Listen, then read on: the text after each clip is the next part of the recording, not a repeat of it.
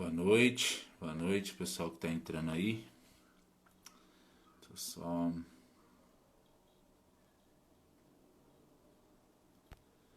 ajeitando as coisas por aqui. O Albert já entrou também, já vou aceitar ele aqui.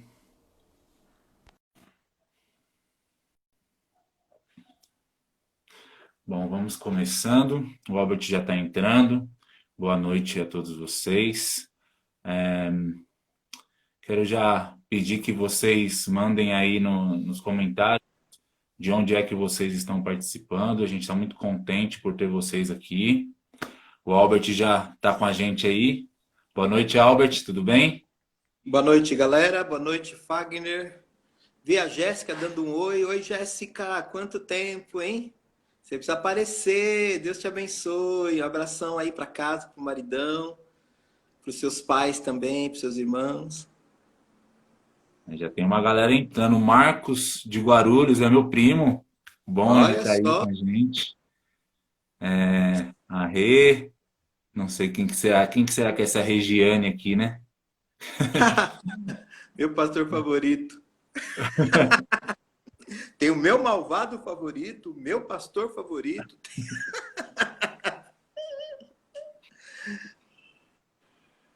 O Guilherme. Bom, estamos Murilo. começando. Murilo. Muito bom, muito bom. Esse tal desse participante aí, o Dudu Carvalho, ele sempre quer uma polêmica, né? Não sei direito por que isso aí. E não sei quem ele puxou.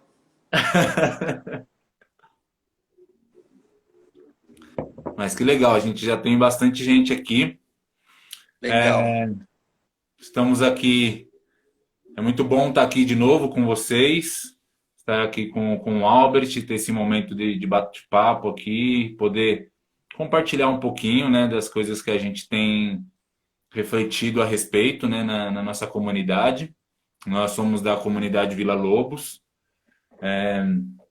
e a gente está com uns assuntos aí que o pessoal está bem empolgado nessas últimas reflexões aí. E vai ser muito legal poder compartilhar isso e compartilhar e tentar responder aí algumas perguntas que fizeram. Nós recebemos várias perguntas, então a gente tem uma lista aqui, a gente vai ver até onde a gente consegue ir. É bem provável que a gente não consiga responder todas. Inclusive essa que o Guilherme acabou de fazer sobre tatuagem, não vai dar tempo de responder. Essa vai para o final da lista. Mas deixar aí um minutinho aí para você dar uma mensagem de abertura aí, Albert. Dar um oi para a galera, falar alguma coisa, fica à vontade. Legal.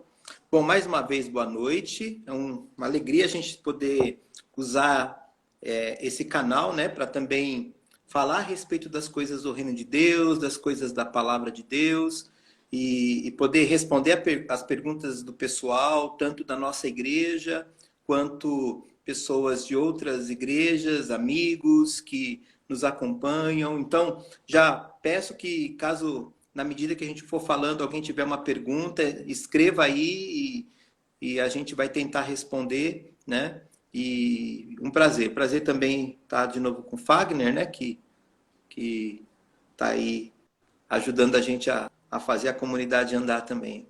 Então, louvado seja Deus. Amém. Bom, começar já com as perguntas, e a primeira pergunta ela é bem importante até para as pessoas se situarem no assunto. A pergunta é a seguinte: o que te levou a querer fazer uma série com esse nome? Né? Nós estamos terminando uma série chamada Help, e aí a pergunta é: o que te levou a fazer uma série com esse tema? E por que usar a música do Beatles como tema da série? Ok, legal. Muito bem. Primeiro, me parece bastante claro que tem muita gente pedindo socorro, né? Muita gente perdida, muita gente sem saber direito qual rumo tomar. É claro que a gente vive. Eu estou olhando aqui porque eu estou tentando abrir aqui a letra da música Help para eu responder na continuidade da resposta, né?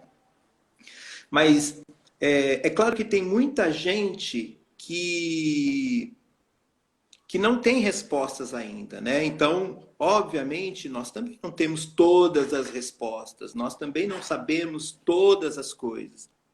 E quando eu digo saber, é porque existe uma perspectiva futura bastante incógnita ainda, né? E talvez seja essa a primeira razão das pessoas pedirem socorro, né? Puxa, eu não sei. As pessoas, elas estavam com um costume, elas estavam com uma rotina, elas tinham algumas coisas dentro do seu controle, né? Ir, vir, trabalhar, receber seu dinheirinho, muito ou pouco, enfim. E, de repente, tudo isso foi tirado por causa da pandemia. E quando tudo isso foi tirado por causa da pandemia, isso gerou um grande buraco, né? E eu diria, necessariamente, um buraco existencial. Talvez um buraco que as próprias pessoas não tinham consciência que já existiam dentro dela e que estava sendo colocado preenchido com a rotina estafante, com a correria do dia a dia. Mas quando essas coisas são tiradas, o que acontece? As pessoas, elas perderam aquilo sobre as quais elas estavam sustentando suas vidas e descobriram que, ao perder isso, tinha um buraco ainda maior dentro delas, né? Então, surge por causa disso. E por que a música, né? A letra da música é sensacional. Ela foi escrita em 1965. E o mundo estava em transformação também, né? Interessantemente, o ano de 1968 é o ano que dizem os historiadores, o ano que não terminou. Então, muito próximo, né? 65, 68, o ano que não terminou. 2020 poderia ser o ano que não terminou também, né? A gente já está no mês de julho. E a letra, uma parte da letra, ela diz assim, e isso me chamou muita atenção, né? Quando eu era jovem, muito mais jovem do que hoje, eu nunca precisei da ajuda de ninguém para nada. Mas agora esses dias se foram e eu não estou tão seguro de mim mesmo. Agora eu decidi mudar meus pensamentos e abrir as portas. Então eu acho que muita gente também aconteceu isso. As pessoas estavam tão seguras de si mesmas, fazendo aquilo que achava que tinha que fazer, e a pandemia e as coisas que aconteceram tiraram, ou tirou, no caso, esse chão. E as pessoas, então, ficaram sem nada, elas perderam a segurança que tinham, e diante disso, então, começaram a pedir socorro. Então, usar a música, responder esse pedido de socorro, me parece que fazia muito sentido nesse exato momento. Legal. E nessa perspectiva do tema de socorro, né, esse pedido de ajuda, nós tivemos 4 reuniões. Essa série foi dividida em 4 reuniões. Você pode só dar uma repassada para a gente aí quais foram os temas, os pedidos de socorro que Sim, você decidiu abordar? Porque, na verdade, são o muitos, muitos primeiro, pedidos, né, hoje. sim, eu tentei resumir, né? Tentei resumir nesses 4, né? Deu uma travada aqui, deu uma travada. O meu tá travado aqui. Eu estou te ouvindo.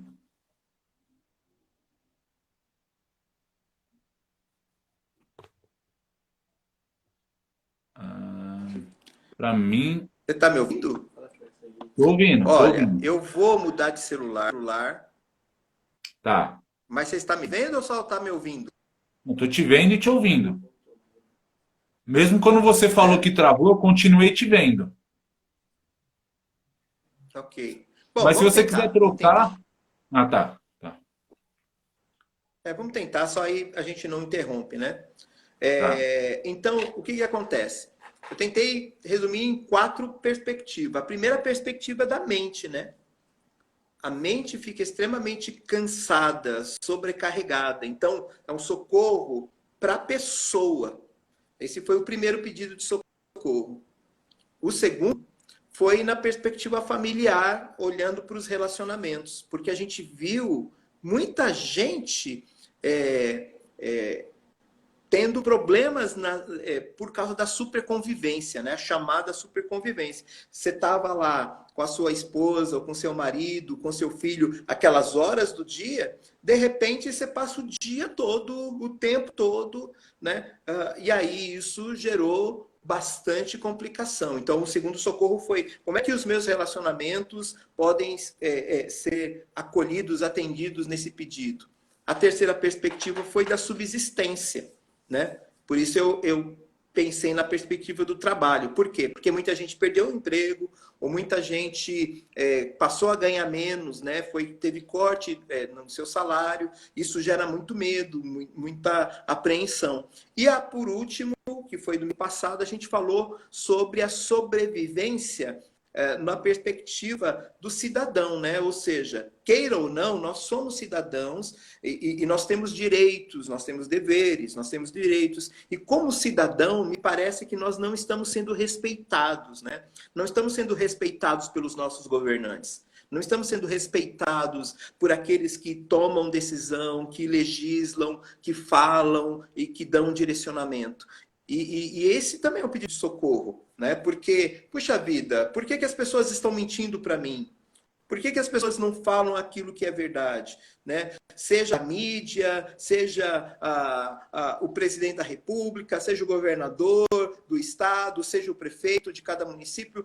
Por que eles não estão dizendo efetivamente o que está acontecendo? E também na perspectiva da corrupção, né? Porque, infelizmente, a gente viu muita gente se aproveitando, seja por conta do mercado em si, né? Alteração de valores, essas coisas todas, ou seja por causa das pressões políticas, etc. Muita gente sendo tirada do seu direito de comprar, inclusive. Eu lembro quanto que ficou o preço do álcool em gel, por exemplo, quanto que ficou o preço de uma máscara. Então, um pedido de socorro de sobrevivência mesmo. Então, foi essas quatro dimensões. Muito bom, muito bom. Vamos então para a segunda pergunta. Mandaram assim: na última mensagem, você disse que as instituições estão em crise e disse que a igreja também está. Então, a pessoa gostaria de entender melhor o que você quer dizer com a igreja estar em crise. Você pode repetir? Acho que cortou para mim. Tá. Na última mensagem, você falou sobre as instituições estarem em crise, inclusive a igreja. E aí a pergunta, na verdade, é um pedido de que você desenvolva sobre essa crise da igreja.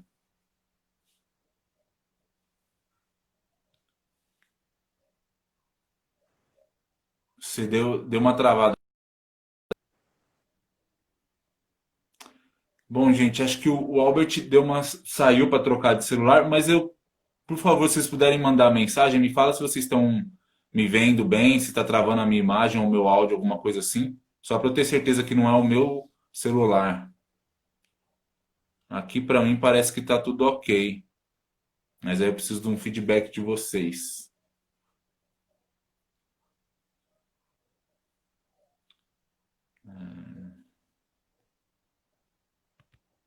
Alguém? Ah, tá.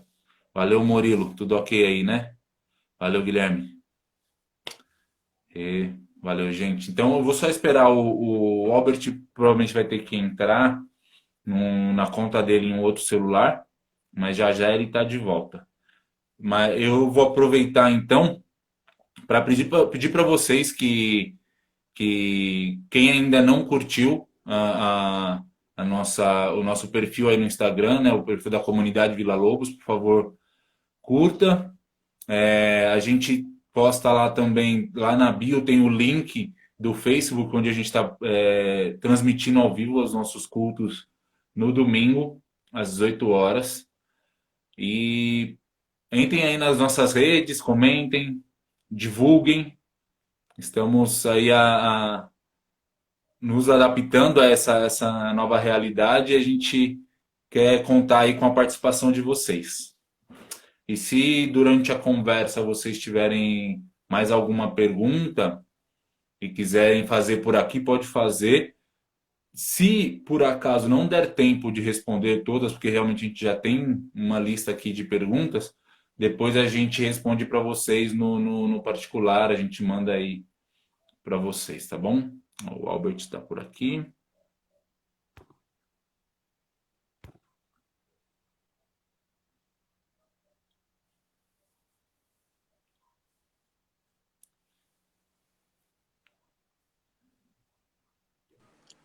Voltei, voltei. Bem-vindo de volta. Vamos lá, repete a pergunta sobre a crise. Vamos lá. A, na última mensagem você falou sobre a crise das instituições, né? Aham, Que as instituições estão em crise, inclusive sim. a igreja. Então, a pessoa que mandou essa aqui pediu para você desenvolver um pouco mais sobre essa crise da igreja. O que Tá. você entende com essa crise da igreja? O que você quer dizer? Brother, eu tenho uma tese minha, quer dizer, não sei se é minha, eu não lembro de ter ouvido ninguém falar, então eu que comecei a falar. Mas eu acho que alguém já disse isso em algum lugar. Que a igreja deixou o seu papel profético, a sua fala profética, e assumiu uma fala política. Hum, Deixa o reino e assume uma ideologia política. Abandona a sua autoridade espiritual e tenta se vestir de um autoritarismo humano. Aí reside a crise da igreja. Não é à toa que a gente viu um monte de discussão em Facebook, em outras redes sociais, amizades se desfazendo por causa de política, irmãos em Cristo se perdendo, né? Se autodestruindo por isso aí é o sinal da crise ou a base de tudo dessa crise. Então, a crise é a igreja perdeu a sua autoridade espiritual. E ela perdeu a sua autoridade espiritual porque ela, ao invés de manter o seu papel de denúncia, de profetismo, não o profetismo de não esse eu profetizo na sua vida, não é nada disso. hum, hum, hum. Tem nada a ver com isso. É de denúncia. Olha para os profetas do Antigo Testamento, como é que eles se posicionavam diante das injustiças. Veja no Novo Testamento o próprio Senhor Jesus denunciando: ai de você, ai de escribas e fariseus, ai de não sei o que lá, entendeu? E aí, quando a igreja abandona o seu papel de denúncia, de ser profeta de Deus, de ser luz de Deus, ela entra numa crise, porque ela vai se misturar, ela vai se revestir de uma fala que não é dela, não é própria. E aí ela perde essa autoridade. Então, a crise da igreja se reside nisso, né?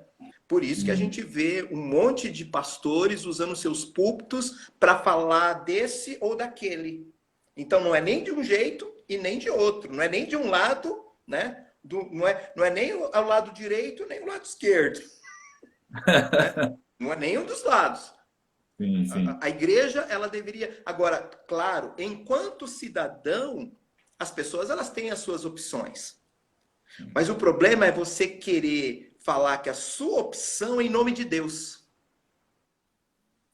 Que a Você acha sua que. opção... Pode Não, falar. pode concluir, pode concluir. Então, o problema é você falar que a sua opção é a opção de Deus. Ah, então em nome de Deus eu faço isso, em nome de Deus eu falo aquilo. Não. Se eu olho para as Escrituras, eu falo pelas Escrituras. Deus fala pelas Escrituras. E aí, meu amigo, a autoridade espiritual está preservada. Mas quando a gente abre mão disso, então a gente entra numa crise bem séria. Você acha que a igreja, ela na antiguidade, a gente pode pensar assim na época dos reformadores, mesmo o Agostinho, eles tinham muito, eles reforçavam muito um dizer que dizia que a igreja ela é militante, padecente e triunfante, né? E essas eram características fortes da igreja, que a igreja militava em prol da comunidade, que ela padecia por causa das características do reino e em confronto com a, a cultura vigente, e triunfante porque a gente entende que vamos triunfar. Você acha que então tem acontecido então uma confusão entre ser militante e ser partidarista? Porque eu acho que em Totalmente, algum né? senso a gente deixou de ser militante. A gente, é uma generalização, isso é ruim, mas digamos assim, em grande parte, muitos deixaram de militar em favor do próximo, mas ser partidarista. O que você pensa? Veja, eu até conversava hoje à tarde que a gente tem um problema bem sério no que diz respeito aos conceitos. A gente vive um tempo que os conceitos eles estão muito fragilizados. Primeiro porque a gente vive um tempo em que cada um tem a sua própria verdade, né? Segundo, porque a gente esqueceu o que foi construído lá atrás. Você citou Agostinho. Então, o que foi construído? Nós somos filhos de uma história. A gente não está divorciado dessa história, né? O credo apostólico, as confissões, elas foram todas escritas justamente para ensinar a igreja a ser militante. Mas como é que eu me torno militante se eu não conheço mais o que foi escrito, se eu não conheço mais por que foi escrito, se eu não sei mais quando foi escrito? Então, quando eu me separo, então eu abro a minha igreja, e nada contra se você quiser abrir a sua igreja, enfim, né? Mas eu abro a minha igreja, mas parece que eu estou inventando tudo de novo. Então, é uma nova unção, é um novo isso, é um novo aquilo. Não, gente, a gente tem uma história. Quando eu abandono a história, seja aquele que é mais tradicional, seja aquele que é mais renovado, quando eu abandono a história, eu tenho que criar alguma coisa e colocar no lugar. E isso eu mudo o conceito. E ao mudar conceito, eu não sei direito o que é uma coisa e o que é outra. Então, a igreja, ela deixa de se tornar militante na perspectiva bíblica, ela deixa de padecer, ela foge do padecimento. A igreja fugiu do padecimento. Hoje, a teologia da prosperidade faz com que eu queira receber tudo. Eu sou filho do rei, Deus, eu decreto, eu faço isso. Eu deixei de sofrer por causa de Jesus. Né? Então eu deixei um padecimento. Né? E aí, eu não quero mais o triunfo, porque eu não quero o céu. Aqui é o céu. Então, o que faz a igreja ser triunfante? O fato de que a última página da história, quem escreve é Deus. E se eu não olho para essa última página da história, se não é isso que me inspira a viver, a transhistória, então eu vou escrever a minha própria história. Mas voltar ao evangelho é entender que o dono da história é Deus e viver a história que Deus começou a escrever desde a criação, e ele vai continua escrevendo e ele vai dar o último capítulo. Essa é a igreja triunfante. Quando eu abandono isso, então eu estou abandonando teologia, eu estou abandonando história, eu estou abandonando preceitos que foram vivenciados, escritos, e que obviamente a gente olha para o nosso tempo e vê como viver esse tempo na mesma base. Quando eu abandono tudo isso, então de fato a crise se instala, precisa-se de reforma de novo, né? A gente comemora há poucos anos os 500 anos da reforma protestante, precisa-se de uma reforma, porque eu tenho que inventar alguma coisa e colocar. E aí eu troco autoridade por autoritarismo. Boa. Ainda nessa linha, tem uma outra pergunta que eu acho que faz muito sentido com tudo isso que você acabou de dizer. É assim, por que você acha que mesmo sabendo da salvação em Cristo, muita gente que faz parte do contexto cristão ainda busca um outro Messias, como resposta para as aflições deste mundo. E aí, conectado com a pergunta do Guilherme ali, né, uma das perguntas que fizeram ali, essa coisa de colocar as nossas esperanças, as nossas aflições nesse Messias político, em alguém, numa pessoa. Por que você acha que mesmo o cristão, é, entendendo que a salvação está só em Cristo, acaba buscando um Messias na política?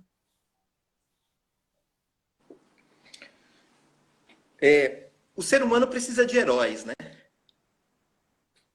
O ser humano precisa de heróis. Nós gostamos de heróis, né? Eu tenho os meus heróis preferidos da Marvel. Então, eu lembro quando eu era criança, assistia lá o Homem de Ferro. O Homem de Ferro sempre foi meu herói preferido. Né? E de alguma maneira, a gente está sempre procurando. Quando eu olho para a sociedade, eu também busco heróis.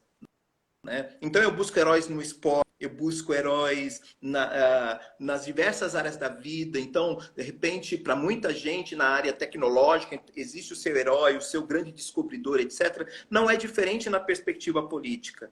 Isso também não é uma coisa nova, isso aí é antigo, há muito tempo isso acontece. Nas páginas das Escrituras, você vai encontrar Israel esperando no Egito. Né? O profeta Jeremias denuncia, olha, não espera no Egito, o Egito é homem, não é Deus. Então,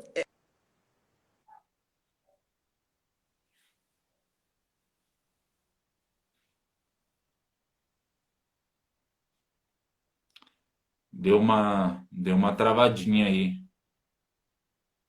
Eu tô sem áudio, eu não tô conseguindo te ouvir.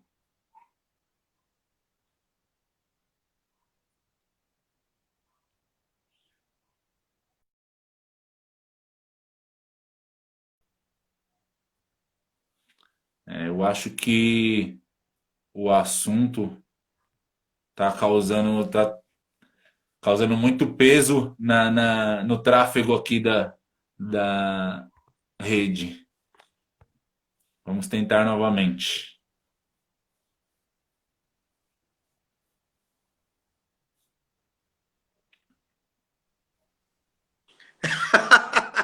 o assunto, né? Esse assunto é pesado. Acho que o Instagram tá fazendo cair o negócio aqui. Né? Então, onde que eu estava mesmo? Então, as pessoas precisam de heróis. Então, junto a essa necessidade de herói que nós e essa temos com a perspectiva de que essa que a gente falou do abandono da igreja militante, do abandono da igreja padecente, do abandono da igreja triunfante. Eu abandono essas coisas, então eu perco o chão, né? Eu perco a história de Deus, e eu tenho que construir a minha história. Eu perco a história de Deus, eu tenho que trazer as minhas próprias respostas. Né? E aí o que acaba acontecendo? Quando eu faço isso, eu preciso eleger outros messias. Eu preciso eleger outras pessoas. Eu preciso eleger gente que de alguma forma seja a minha voz, seja o meu representante. E o grande equívoco da igreja, o grande equívoco do povo de Deus, no meu entendimento, é justamente fazer isso, né? Quando você não tem Deus, você vai fazer isso.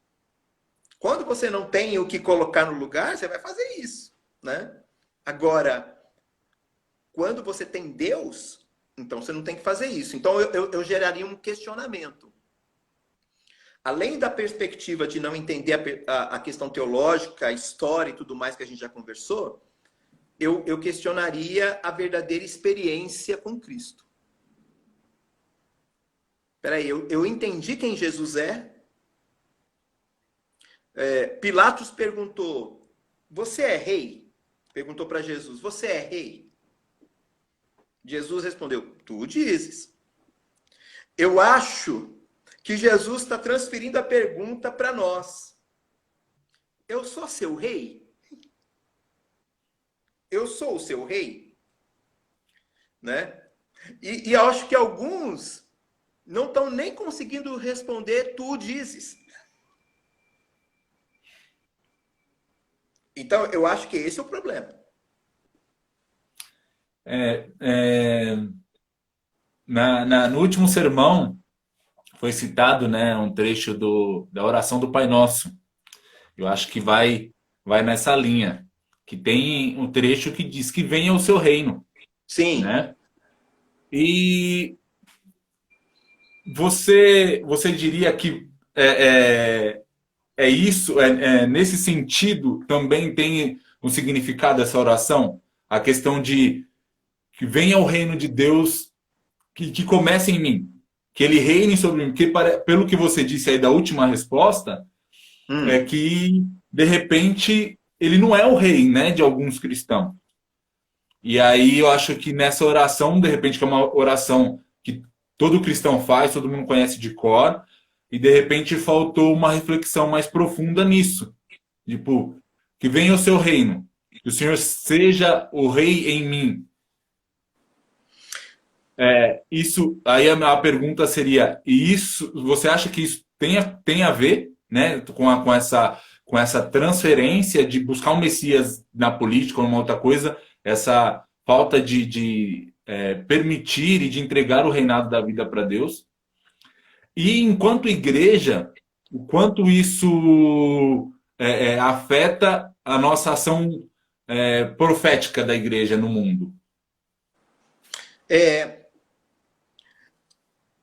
a oração do Pai Nosso, ela está num contexto do Sermão da Montanha, capítulos 5, 6 e 7 de Mateus. Então, não dá para a gente separar a oração do Pai Nosso do Sermão da Montanha. Né? E no Sermão da Montanha, o que o Senhor Jesus mostra, o que significa o seu reino, os valores do seu reino, as verdades do seu reino. Então ele vai lá falar sobre oração, ele vai falar sobre jejum, ele vai falar sobre o próximo, ele vai falar sobre o olhar, ele vai falar sobre onde está o seu coração, está o seu tesouro, ele vai falar sobre todas essas coisas. Então, quando a oração é ensinada, e ele diz, venha o teu reino, primordialmente está dizendo o seguinte, todas aquelas coisas que são ensinadas no Sermão da Montanha devem fazer parte agora da sua vida, né? Então vamos pegar, por exemplo, o capítulo 5, né?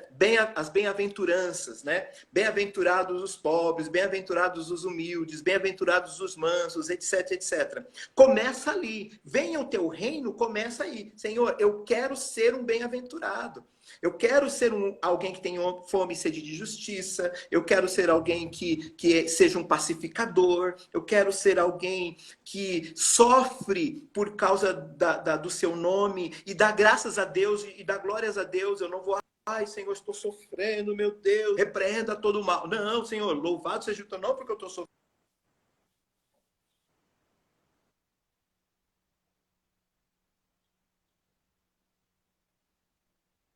Ixi, travou novamente. Agora, quando a gente está pedindo que ele reine sobre nós, a gente também está pedindo que ele reine por nosso intermédio.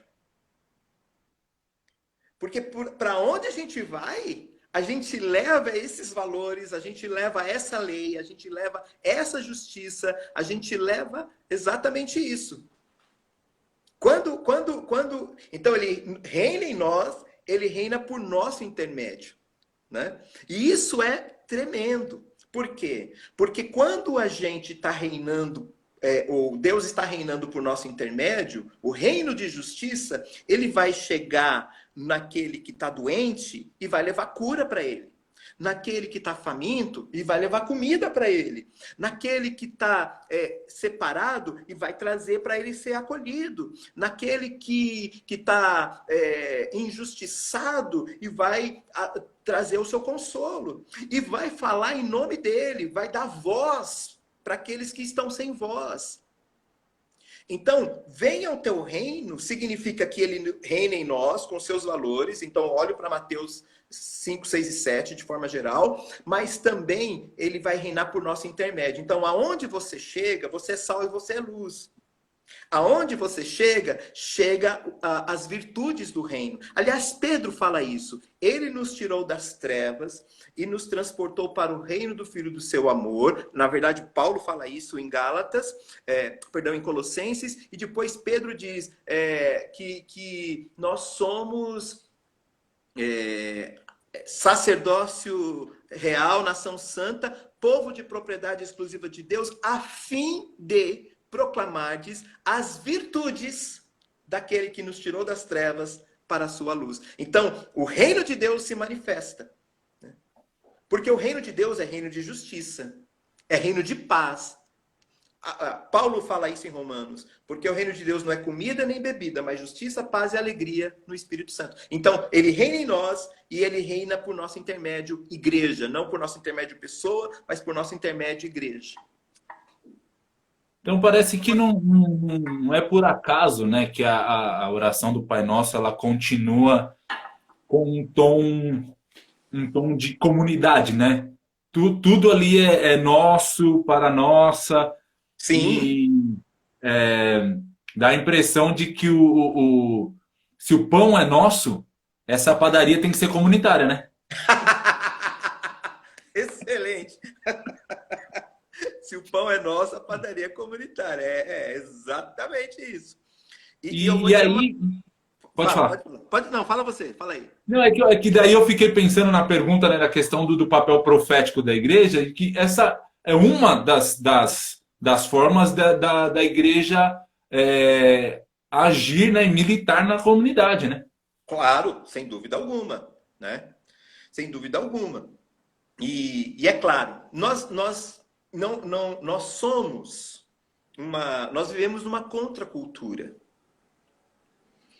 E não dá para ignorar que nós estamos inseridos numa vivência capitalista, etc, etc. Mas a minha mente não é tomada pelo capitalismo selvagem.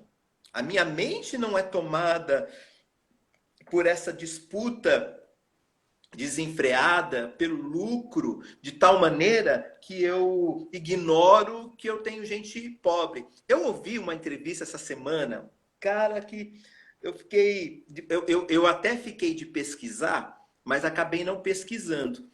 Mas na entrevista, o cara comentava uma pergunta que fizeram para o Gandhi. Chegaram para o Gandhi e falaram assim: Gandhi, você acha, com tanta gente que existe no mundo, que o mundo, né, os recursos naturais, etc, etc, dá conta de atender tanta gente no mundo? Naquela época não tinha a quantidade de gente que tem hoje, né? Mas ele falou assim, ele disse assim: dá. O problema é quando alguém quer ter 6 carros, né? O problema é quando ele quer ter uma casa na praia, uma casa no campo, uma casa em Marte, uma casa em Júpiter. O problema é quando ele quer pegar todos os recursos e para si, ao invés de entender que esses recursos também são para outros. E é essa a questão, né? Então, quando pegando a brincadeira que você falou, né? Já que o pão é comunitário, já que o pão é nosso, a padaria é comunitária, a ideia é como é que eu faço para que mesmo num mundo como esse, né, a história de Deus se manifeste. E foi isso que Deus fez quando ele multiplica o pão. O que ele faz? Ele multiplica o pão de quem? De um. Ele multiplica o peixe de quem? De um. E alimenta os demais. Então aquele um não deixou de ter pão, não deixou de ter peixe. E não deixou de sobrar, inclusive. Mas alimentou tantos outros, né? Muito bom, muito bom.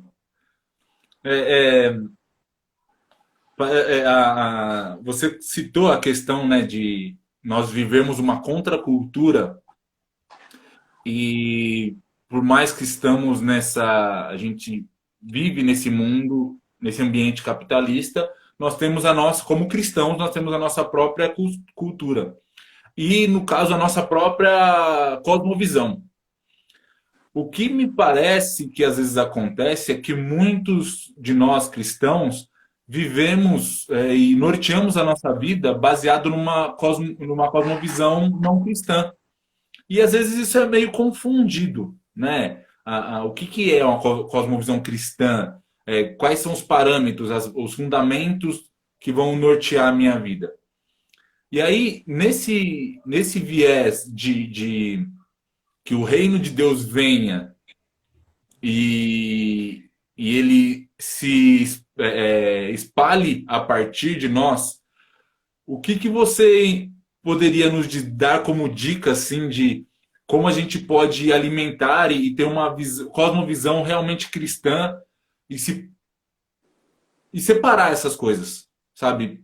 Porque aí ó, já é uma visão pessoal, às vezes muita coisa que não é nos é externa se torna meio que misturado com as coisas da nossa fé, né?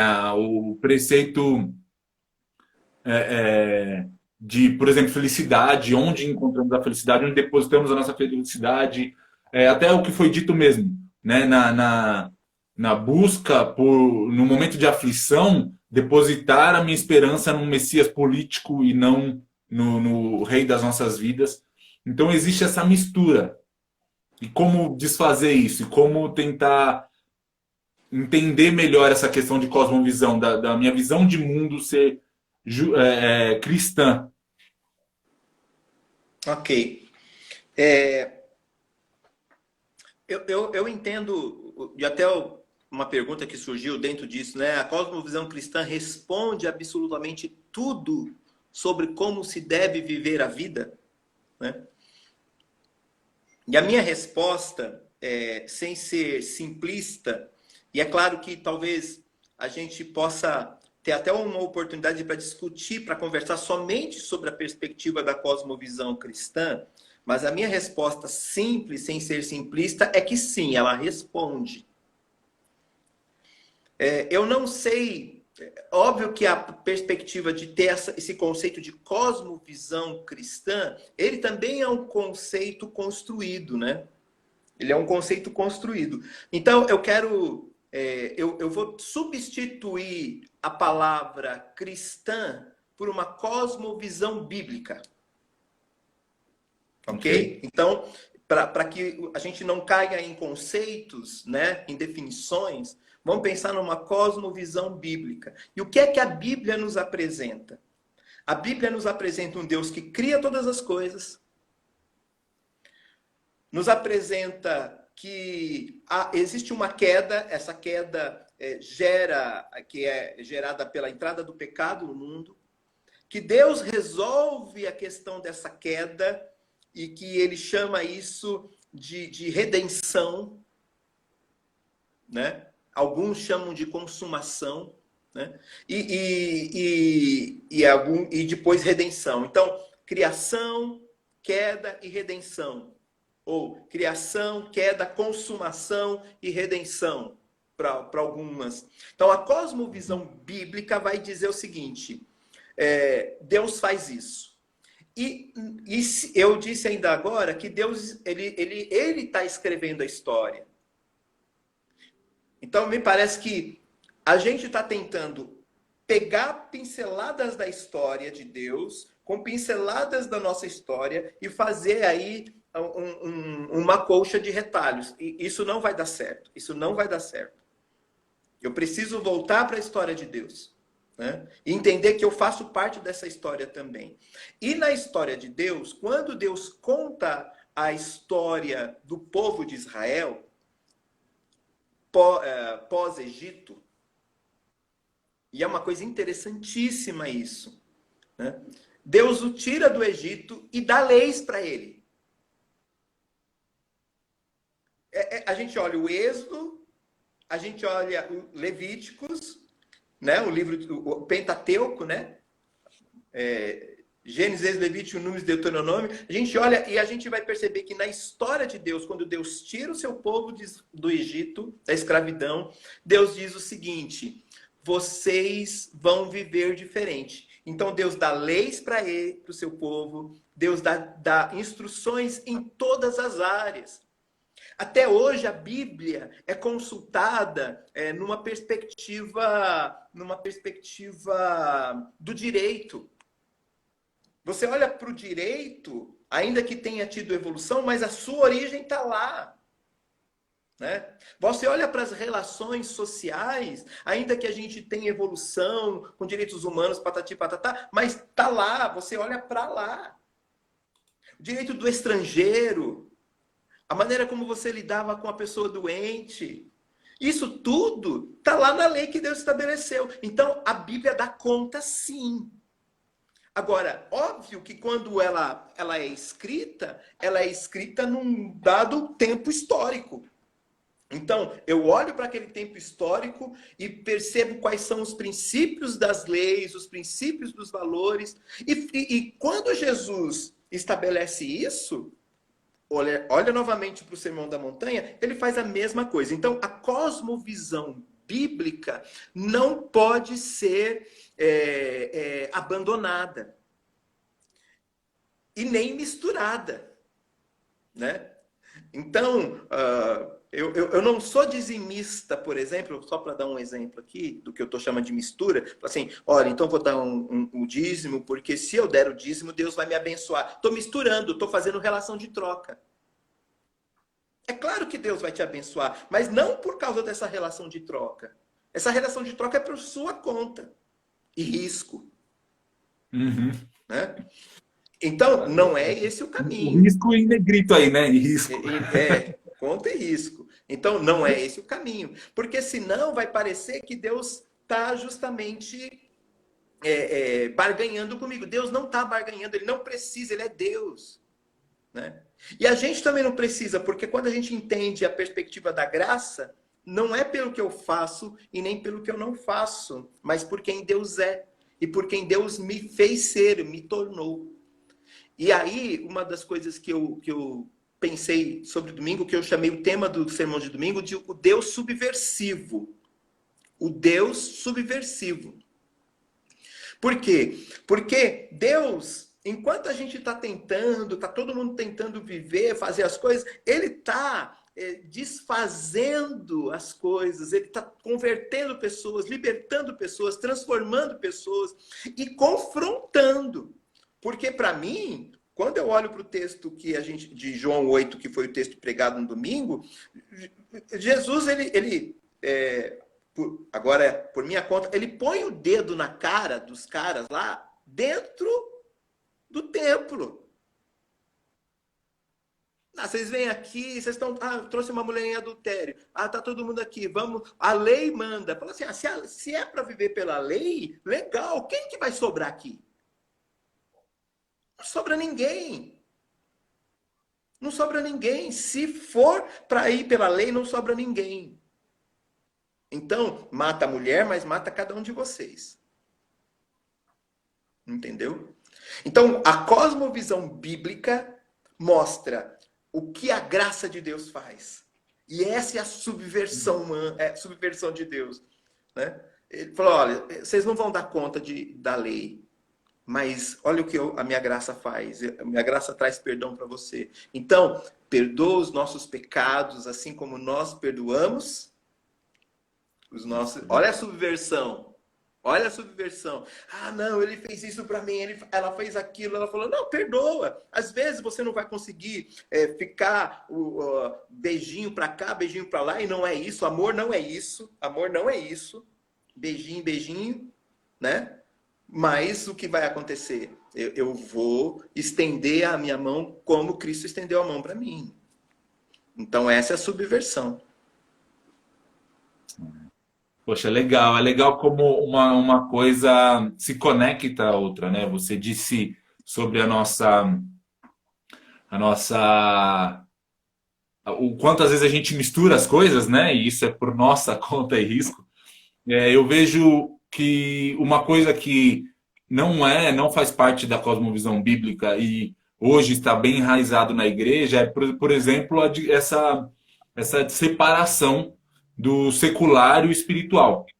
Uhum. E eu me lembrei de uma citação do David Leon, que ele diz, né, que o separar o secular do espiritual é negar a Cristo o direito dele ser o Senhor da nossa vida inteira, né? Sim, E aí, falando da conexão, né, o quanto conecta com a oração do Pai Nosso, que venha ao seu reino, reine sobre tudo, não só sobre uma sim, parte, né? Não sim. só sobre o domingo na igreja, mas sobre a minha profissão.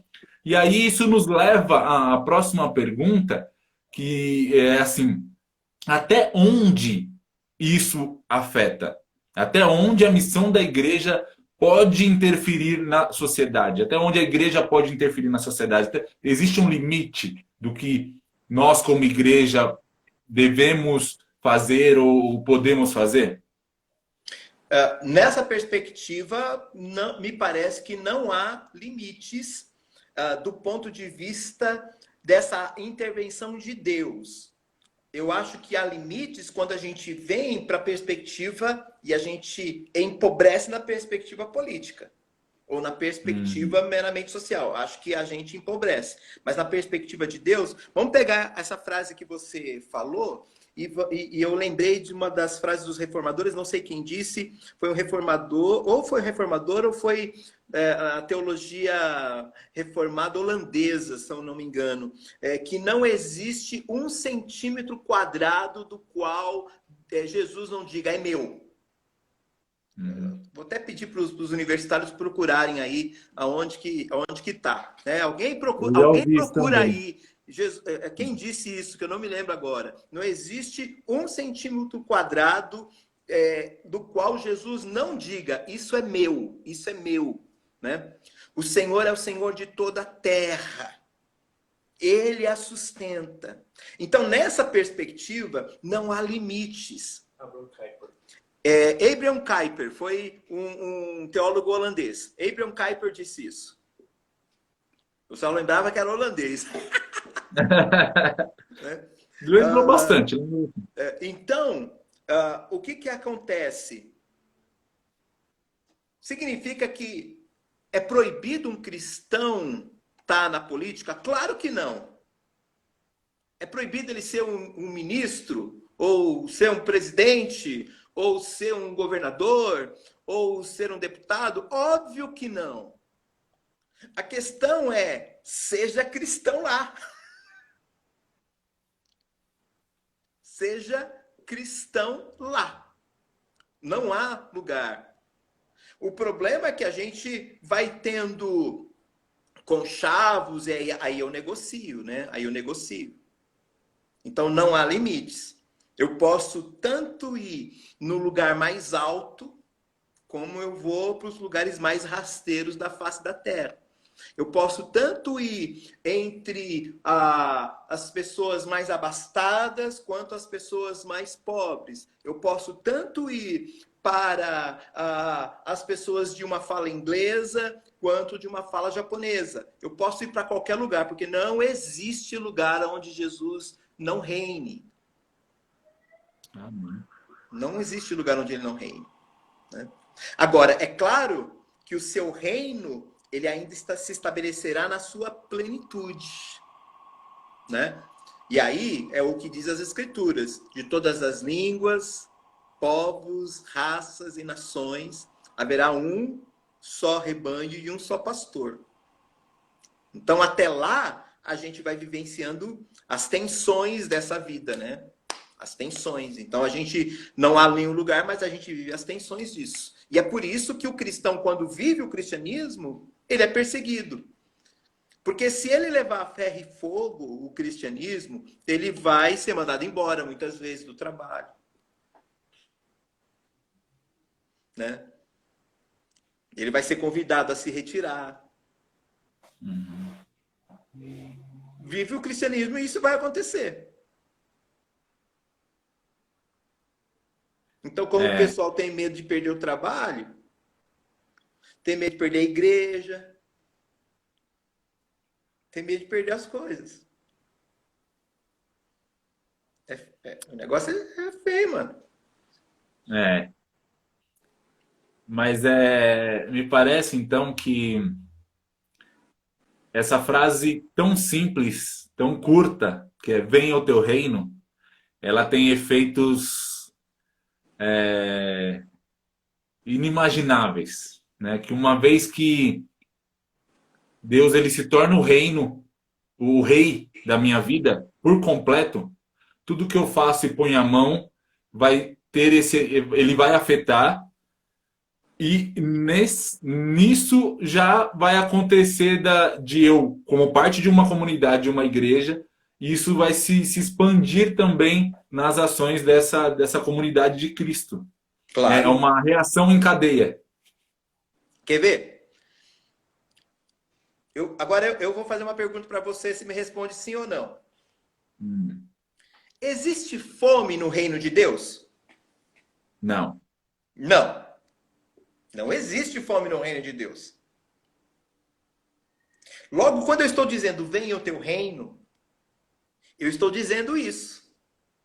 Aí vem alguém e diz assim: me dá um prato de comida. Tem igreja que não fez absolutamente nada nessa pandemia.